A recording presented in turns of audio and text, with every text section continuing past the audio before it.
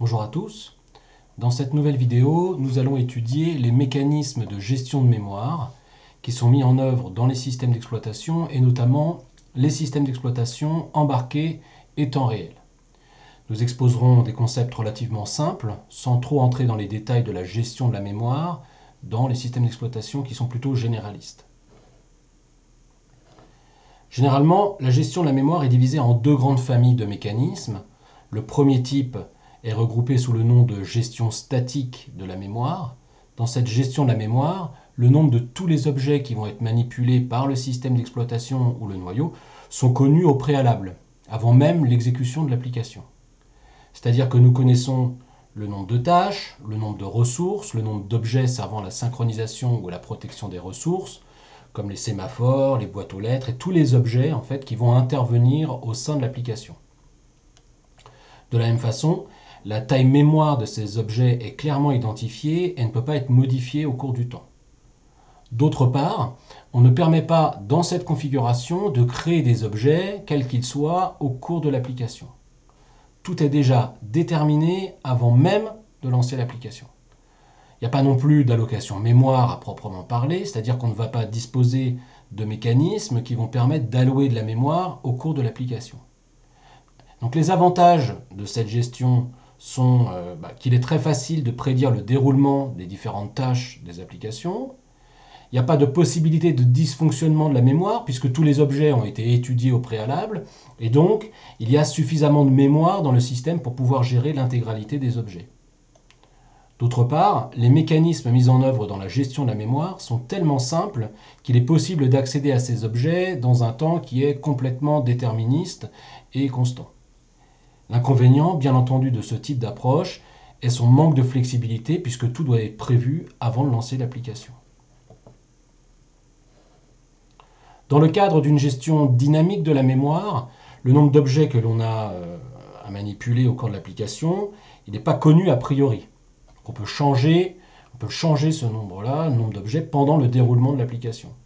C'est-à-dire qu'il sera possible de créer des objets à la volée, créer de nouvelles tâches par exemple, ou des sémaphores pour accéder à des ressources en particulier. Il existera bien entendu dans ce type de gestion mémoire la possibilité d'allouer dynamiquement des emplacements mémoire, en faisant appel à des opérateurs tels que malloc, calloc, realloc, etc., ou new par exemple pour les opérateurs plus récents. L'avantage de la gestion dynamique de la mémoire, c'est bien entendu sa flexibilité, car une application donnée pourra évoluer en fonction de son environnement et s'adapter à celui-ci, puis à d'éventuelles contraintes d'exécution. Les inconvénients majeurs sont que les mécanismes qui seront mis en place dans la gestion de la mémoire seront beaucoup plus compliqués, que les objets seront donc plus difficilement accessibles et surtout que le temps d'accès à ces objets sera beaucoup plus difficile à prédire, ce qui pourra avoir des conséquences fâcheuses pour des systèmes temps réel. D'autre part, nous verrons que la mémoire, étant dynamiquement allouée, elle va progressivement être modifiée au cours du temps, laissant apparaître des zones qui ne sont pas utilisées. La gestion de ces zones sera d'ailleurs relativement complexe. Généralement, une manière de conserver une trace de la mémoire, donc dynamiquement, c'est de maintenir une liste chaînée des zones mémoire qui sont allouées et libres. Dans cette liste, une zone est soit une tâche, soit un trou entre deux tâches. La figure que vous voyez ici, sur la diapo, elle est constituée d'une liste chaînée de ces zones. Chaque entrée de cette liste indique soit un trou, qui est indiqué ici en gris, soit une tâche, en jaune. On indique aussi l'adresse à laquelle la tâche débute, ou le trou débute, et sa longueur. Et spécifie également un pointeur, comme une liste chaînée, sur sa prochaine entrée. Par exemple, ici, nous voyons que la zone A de la mémoire commence à l'adresse 0, d'accord, elle a une taille de 6. Le deuxième élément de la liste chaînée fait référence à la deuxième zone ici en gris, d'accord, qui commence à l'adresse 6 et qui occupe 4 unités en mémoire. Et ça, c'est donc un trou.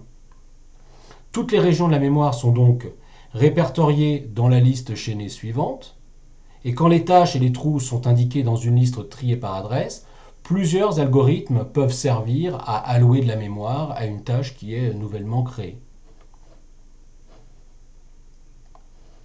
L'algorithme le plus simple est l'algorithme dit de la première zone libre, ou en anglais on l'appelle encore First Fit Allocation.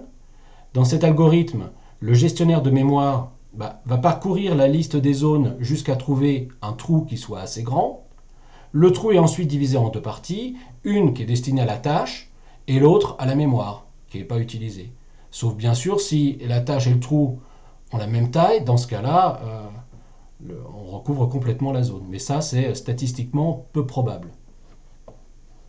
L'algorithme de la première zone libre est rapide parce qu'il limite ses recherches le plus possible. L'algorithme est illustré ici sur le pseudocode suivant. Nous voyons bien que nous commençons à parcourir la liste de sa tête vers son dernier élément. L'algorithme va s'arrêter dès que la taille d'une zone est supérieure ou égale à la taille de la tâche. C'est-à-dire qu'on va pouvoir stocker la tâche à l'intérieur de cette zone. Il existe d'autres types d'algorithmes, comme l'algorithme de la zone libre suivante, Next Fit en anglais, ou l'algorithme du meilleur ajustement, Best Fit. Bon, je ne détaillerai pas ces algorithmes dans le cadre de ce cours, mais je vous invite à consulter la littérature si vous êtes intéressé par ces mécanismes. Nous allons maintenant nous intéresser à un mécanisme qui est mis en place dans la plupart des systèmes d'exploitation actuels, qu'ils soient généralistes ou temps réel ou embarqués. Je parlais de la mémoire virtuelle. Alors cette mémoire virtuelle permet de partager efficacement le processeur et la mémoire principale. Cette mémoire virtuelle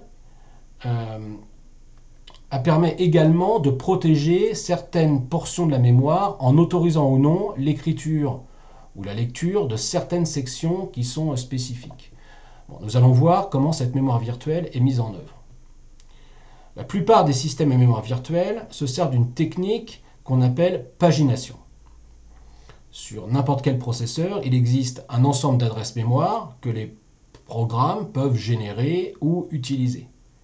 Dans un système basé sur la mémoire virtuelle, les tâches ne vont pas directement interagir avec la mémoire physique, celle qui est sur la puce, ou sur le circuit, mais plutôt interagir avec un espace d'adressage qu'on appelle virtuel. Dans ce cas, l'espace d'adressage virtuel est divisé en unités qu'on appelle ici des pages. Les unités correspondant dans la mémoire physique sont appelées cadres de pages ou frames en anglais. Les pages et les cadres de pages sont toujours de la même taille. Ici, on les a mis par exemple à 4 kilooctets, mais dans des systèmes réels qui utilisent des pages, on a des tailles qui varient de 512 octets à 64 kilooctets. L'exemple montré sur la figure présente un espace virtuel de 8 pages, contenant chacune 4 kilooctets, c'est-à-dire un espace de 32 kilooctets. Notez que la mémoire physique n'a pas forcément la même taille que la mémoire virtuelle. Par exemple ici, la taille de la mémoire physique, elle est de 16 cadres de 4 kilooctets chacun, donc ça fait un total de 64 kilooctets. Dans cet exemple, la mémoire physique est plus grande que la mémoire virtuelle. Cette situation, en fait, se retrouve assez peu dans la pratique. En effet, la plupart du temps, la mémoire physique est beaucoup plus petite que la mémoire virtuelle. Ceci est dû au fait que la mémoire virtuelle donne l'illusion au programmeur ou à l'utilisateur d'avoir une énorme quantité de mémoire à sa disposition, tandis qu'en fait la réalité est tout autre. La mémoire disponible réellement et physiquement est généralement beaucoup plus petite. Vous constatez également en regardant la figure qu'il y a des liens entre la mémoire virtuelle d'une part et la mémoire physique d'autre part. Certaines pages de la mémoire virtuelle sont directement reliées, comme vous le voyez ici, à un cadre de pages de la mémoire physique. Les adresses des différentes pages de la mémoire virtuelle seront donc traduites dans d'autres adresses de la mémoire physique.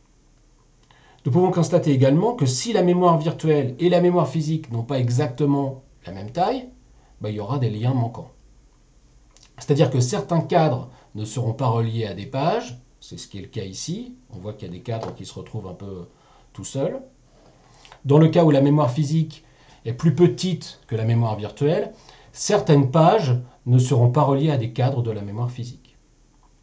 Notez que dans les systèmes sans mémoire virtuelle, l'adresse virtuelle elle est placée directement sur le bus d'adresse du composant physique, et elle va provoquer la lecture ou l'écriture du mot de même adresse physique. En fait, dans ce cas, il n'y a pas de différence entre adresse physique et adresse virtuelle. On ne parle pas de mémoire virtuelle.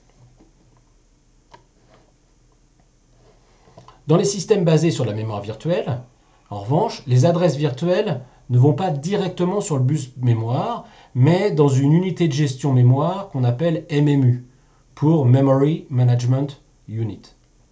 C'est cette unité qui est chargée de la traduction de l'adresse virtuelle en adresse physique. La MMU, c'est un composant matériel intégré dans l'architecture du processeur. Nous allons voir dans un instant comment la traduction d'une adresse virtuelle en une adresse physique se déroule. Prenons l'exemple d'un espace d'adressage codé sur 15 bits. D'accord ? Donc cet espace d'adressage virtuel est donc capable d'adresser 2 à la puissance 15 adresses, soit, en décimale, 32 768 éléments ou octets. Partons maintenant du principe que l'espace d'adressage est divisé en pages ayant chacune une taille de 4 kilooctets. Il y aura donc 8 pages, ici, qui vont découper l'espace d'adressage virtuel. Ces pages sont numérotées de 0 jusqu'à 7 sur la figure de gauche. Si on regarde maintenant plus précisément la page de numéro 3, nous voyons qu'elle prend en considération toutes les adresses allant de 12 288 en décimale jusqu'à 16 383 en décimale également. C'est-à-dire qu'il y a bien ici 4096 éléments. Ces 4096 éléments correspondent à la taille d'une page de 4 kilooctets. En hexadécimal, l'adresse la plus basse correspond donc à 0x30,0. L'adresse la plus haute correspond à 0x3f,ff. Maintenant, nous pouvons voir que n'importe quel élément appartenant à la page peut être exprimé sous la forme d'une adresse de base qui correspond à la première adresse de la page, d'accord, plus un offset ou un déplacement par rapport au bas de cette page. En fait, dans la réalité, on omet de parler de l'adresse de base d'une page. En revanche, on parle du numéro de la page, ce qui finalement revient au même. On a le même type d'information. Par exemple, l'adresse 12 288 que vous voyez ici, elle appartient, vous voyez, à la page numéro 3. Donc ce numéro 3, il est codé par les 3 bits de poids fort de l'adresse virtuelle, c'est-à-dire ici 0, 1, 1 en binaire. L'offset, quant à lui, il représente le déplacement que l'on réalise dans la page. Ici, comme il s'agit de l'adresse la plus basse, l'offset sera nul et tous les bits seront positionnés à 0. Maintenant, si on regarde l'adresse 16 383, qui est tout en haut, donc cette dernière apparaît, elle appartient toujours à la page de numéro 3. En revanche, comme elle est située tout en haut de la page, c'est la dernière adresse de cette page. Notez que 16 383 peut être décomposé en un numéro de page, là encore, qui est ici 3, toujours 0, 1, 1 en binaire, et un offset, en revanche, de 4095 en décimale, d'accord, ou de 0x/ff en hexa. En effet, l'adresse 16 383 en décimale est égale à 12 288, qui est l'adresse de base, plus les 4095 en décimale, qui correspond à l'offset. Donc vous voyez bien qu'il est assez facile d'identifier les deux champs de l'adresse virtuelle, à savoir les 3 premiers bits, qui donnent le numéro de la page, et les derniers bits, qui codent le déplacement à partir du premier élément de la page. Et du coup, tous ces bits sont positionnés à 1 pour donner le 4095. Regardons maintenant une nouvelle adresse, l'adresse 12 290 en décimale. Elle peut être décomposée en un numéro de page qui est toujours le même, qui est ici toujours 3, donc 0, 1, 1, et l'offset qui est maintenant égal à 2. Donc l'adresse virtuelle correspondante est celle que vous voyez ici en jaune.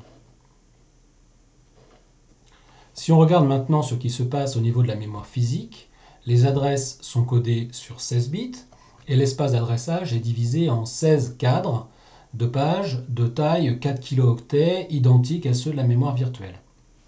Nous voyons que cette mémoire physique peut être divisée en deux parties.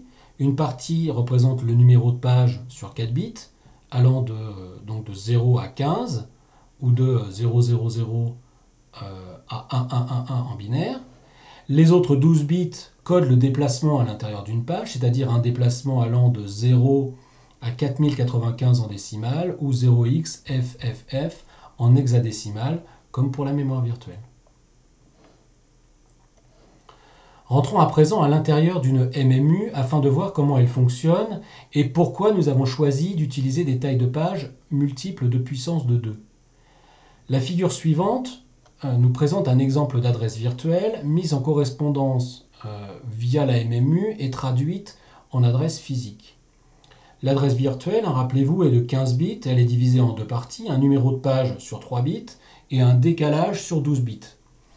Avec 3 bits pour le numéro de page, on peut donc coder jusqu'à 8 pages.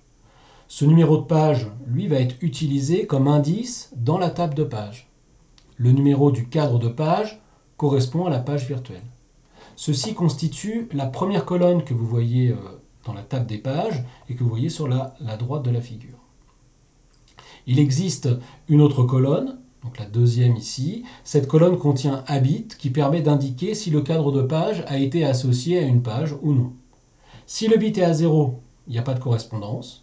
Si le bit est à 1, il y a une association entre la page et le cadre de page. Par exemple ici, nous voyons bien que la page de numéro 0 correspond au cadre de numéro 3 et qu'il y a bien une connexion entre les deux. Donc dans la table de page, nous allons donc chercher l'indice de la page, c'est-à-dire 0, et lui faire correspondre le numéro du cadre dans la première colonne, c'est-à-dire 3. Comme il y a une association directe entre la page et son cadre, nous allons positionner le bit correspondant dans la deuxième colonne à 1. De la même façon, sur cet exemple, nous voyons bien que la page d'indice 1 est associée au cadre de page dont le numéro est 15.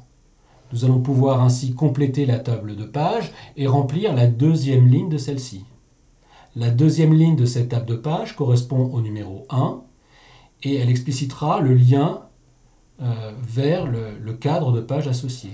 La première colonne contiendra 15 qui correspond au numéro du cadre et la deuxième colonne contiendra 1 qui correspond au bit de présence de cette association. Nous pouvons donc continuer à construire la table de page en complétant toutes les associations entre les pages de la mémoire virtuelle et les cadres de page de la mémoire physique. Si on regarde de plus près, on s'aperçoit maintenant que la page numéro 3 de la mémoire virtuelle n'est pas référencée dans le cadre de page. Dans ce cas, la ligne 3 dans la table des pages restera vide et la deuxième colonne de la table des pages contiendra un 0 correspondant au bit d'absence d'association. En fait, lorsqu'on essaiera d'accéder aux adresses contenues dans la page numéro 3, il y aura une erreur de défaut de page qui se produira et redonnera la main au système d'exploitation. La table de page a été traduite en binaire, à droite là, ici de la diapositive. Les cadres de page qui sont référencés donc, dans la table de page sont donc exprimés dans la première colonne sur 4 bits, puisqu'il y a 16 cadres. Regardons maintenant ce qui se passe au niveau de la MMU.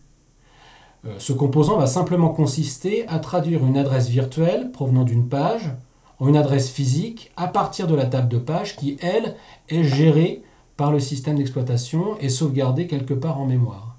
Chaque tâche va avoir sa propre table de page qui va alimenter la MMU. Regardons maintenant comment se passe la traduction d'une adresse virtuelle en une adresse physique. Nous avons vu qu'une adresse virtuelle était composée de deux champs, un champ constitué du numéro de page et un autre champ correspondant au déplacement dans cette page. Si nous repartons de l'exemple précédent basé sur la table de page que nous avons étudiée, nous allons chercher à traduire par exemple l'adresse virtuelle 8196 en décimale. Nous voyons que cette adresse peut se décomposer en un champ indiqué en vert ici, contenant la valeur du numéro de la page, c'est-à-dire 0, 1, 0 en binaire, ou 2 en décimale. Et l'opération de traduction consiste d'abord à récupérer ce numéro de page et de se servir de ce numéro comme indice dans la table de page. Si nous regardons maintenant à l'indice numéro 2 de la table de page, nous voyons qu'elle fait référence au cadre 0, 1, 1, 0 en binaire, d'accord, ou 6 en décimale.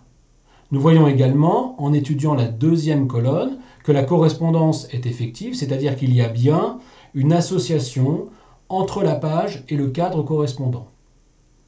Dans ce cas, la MMU va récupérer les 4 bits du cadre de page, les substituer au numéro de page, de manière à constituer l'adresse physique que vous voyez en haut. Les 4 bits du numéro de cadre remplacent donc le numéro de page dans l'adresse. Et notez que les 12 autres bits qui codent le déplacement ou l'offset, eux, sont intégralement recopiés de l'adresse virtuelle vers l'adresse physique.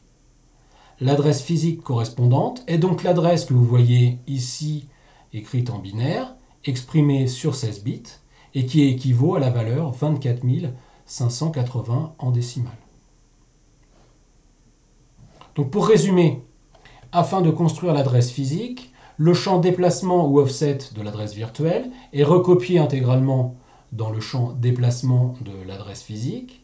D'autre part, le numéro de cadre est substitué au numéro de page dans le champ correspondant. Donc ceci est bien entendu réalisé grâce à la table de page qui indique bien cette correspondance. Le rôle de la table de page, c'est en gros de faire correspondre des pages virtuelles à des cadres de page. Donc mathématiquement, une table de page est une fonction qui a comme argument le numéro de la page virtuelle et comme résultat le numéro du cadre physique. Donc, le résultat de cette fonction peut servir à remplacer le champ nommé page virtuelle d'une adresse virtuelle par un champ nommé cadre de page et créer ainsi une adresse mémoire physique. Donc malgré ces descriptions, il y a 2 problèmes majeurs qui peuvent être soulevés. Un premier problème est que la table de page doit être extrêmement grande. Ce problème provient du fait que les processeurs modernes utilisent des adresses virtuelles qui sont au moins 32 bits aujourd'hui. Par exemple, dans le cas d'une page de 4 kilooctets, un espace d'adressage de 32 bits, il a 1 million de pages. Et un espace d'adressage de 64 bits, il a quelque chose comme 4,5 fois 10 à la puissance 15 pages, ce qui est bien supérieur à ce qu'on peut imaginer.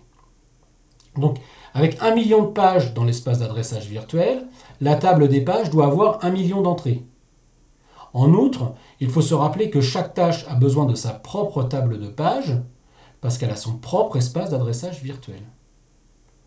Le second problème qui se pose est que la correspondance entre une adresse virtuelle et une adresse physique doit être très rapide.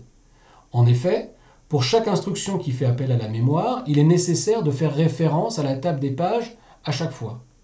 Par exemple, si une instruction prend 2 nanosecondes pour s'exécuter, la table des pages doit être parcourue en beaucoup moins de temps pour éviter de devenir un goulot d'étranglement et ralentir ainsi tout le système. Donc pour éviter d'avoir à stocker en mémoire des tables de pages énormes tout le temps, certains systèmes se servent d'une table de pages qu'on appelle multiniveau. Avec cette méthode de table de pages multiniveau, l'idée consiste à éviter de garder tout le temps en mémoire toutes les tables de pages, en particulier celles dont nous n'avons pas besoin. Prenons un exemple.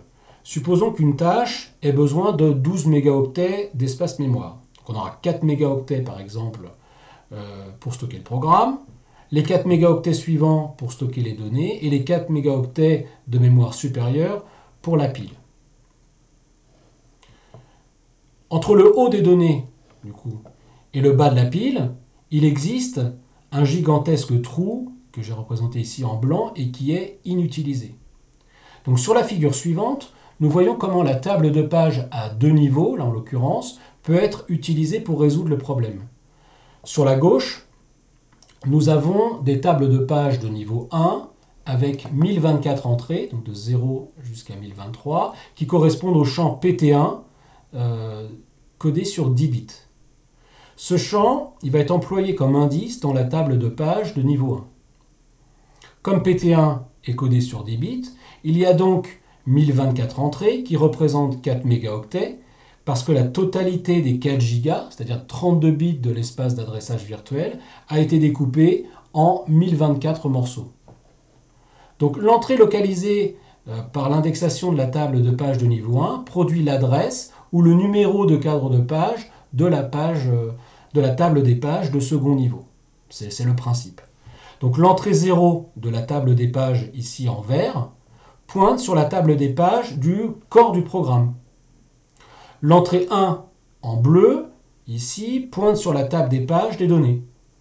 Et puis en 1023, en violet, l'entrée 1023 va donc pointer vers la table des pages de la pile. Donc toutes les autres entrées, en blanc ici, ne sont pas utilisées. Le champ PT2 est maintenant employé comme indice dans la table des pages de second niveau, sélectionné pour trouver le numéro du cadre de page de la page elle-même. À titre d'exemple, considérons l'adresse virtuelle sur 32 bits qu'on a exprimée là-haut, 0x, donc 40 30 04. Cette adresse virtuelle correspond à PT1 vaut 1, PT2 est égal, donc en orange ici, est égal à 3, et un offset en rouge ici de 4. La MMU se sert d'abord de PT1 comme indice dans la table des pages de premier niveau et récupère l'entrée de numéro 1, laquelle correspond aux adresses de 4 mégaoctets à 8 mégaoctets représentées ici en bleu. En employant maintenant PT2 comme indice dans la table de page de second niveau que nous venons de trouver, nous obtenons l'entrée 3 qui correspond aux adresses donc 12 288 à 16 383 à l'intérieur du bloc de 4 mégas. Cette entrée contient le numéro du cadre de page qui correspond à l'adresse virtuelle 0x 40 30 04. Si cette page ne se trouve pas en mémoire, son bit de présence dans la table des pages sera 0 et provoquera un défaut de page. Si la page est en mémoire, le numéro de cadre de page est combiné avec la valeur de décalage pour construire l'adresse physique. Et cette adresse sera ensuite placée sur le bus et envoyée en mémoire. Regardons maintenant en détail une seule entrée de la table des pages. La composition exacte d'une entrée dépend fortement du système, mais le type d'information qu'on trouve est généralement sensiblement le même d'un processeur à un autre. La figure suivante montre un exemple simple d'une entrée de table. La taille de cette entrée de table varie d'un processeur à l'autre, mais la valeur de 32 bits, elle est aujourd'hui de valeur courante. Le champ le plus important, c'est le numéro du cadre de page. En effet, l'objectif, c'est de localiser cette valeur. Donc, après ce champ, vient le bit de présence. Ce bit est à 1. Si ce bit est à 1, l'entrée validée peut être utilisée. S'il est à 0, la page virtuelle à laquelle l'entrée appartient n'est actuellement pas en mémoire. L'accès à l'entrée d'une table de page dont le bit est à 0 va provoquer ce qu'on appelle un défaut de page. Et ensuite les bits de protection qui précisent quelles sortes d'accès sont permis. Dans sa forme la plus simple, ce champ contient un seul bit, avec la valeur 0 pour un accès en lecture, écriture, et la valeur 1 pour un accès en lecture seule. Alors il y a d'autres schémas plus sophistiqués qui proposeront par exemple 3 bits, un bit pour la lecture, un bit pour l'écriture et un bit pour l'exécution. Le bit modifié ensuite, ici, est automatiquement mis à 1 lorsqu'une page est accédée en écriture. Le bit référencé est mis à 1 à chaque fois qu'une page est consultée, que ce soit en lecture ou en écriture. Et cette valeur va permettre d'aider le système d'exploitation à choisir la page à effacer quand il y a un défaut de page qui est généré.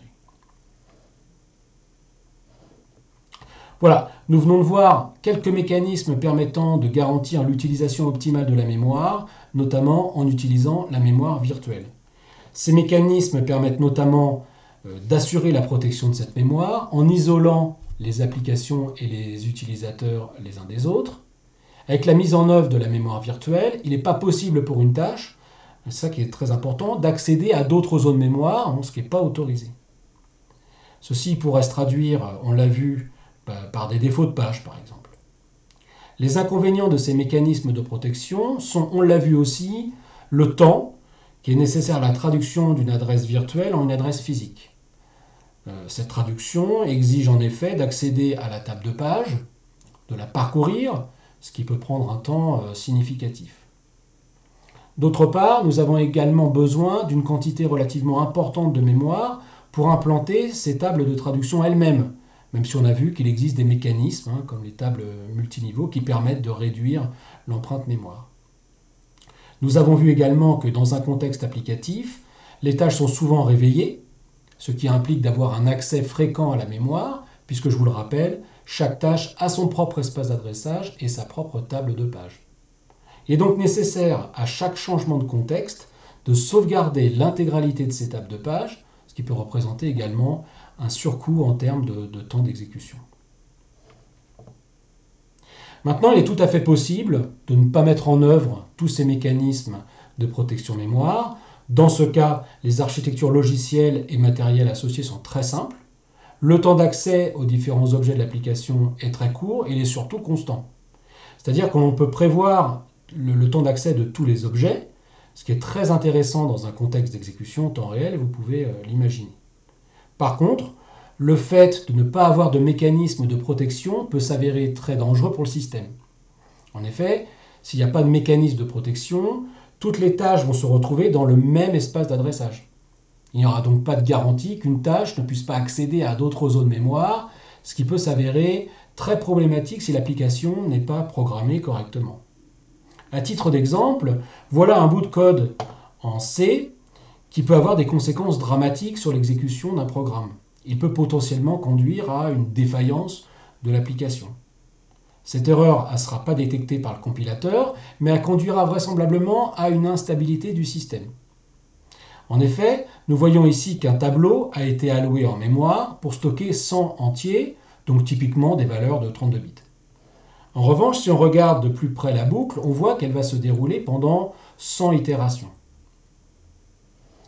Or, le tableau tab ici est indicé par 2 fois i, ce qui veut dire que le programme est en train d'accéder à une zone mémoire qui n'est pas autorisée, du moins allouée, et ce, à partir de l'indice 100 du tableau jusqu'à l'indice 198, qui correspond à 2 fois 99.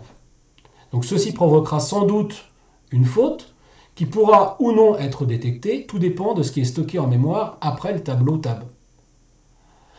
Voilà. J'en ai terminé avec la description de la gestion de la mémoire dans les systèmes d'exploitation embarqués. Je vous remercie d'avoir regardé cette vidéo et vous dis à très bientôt.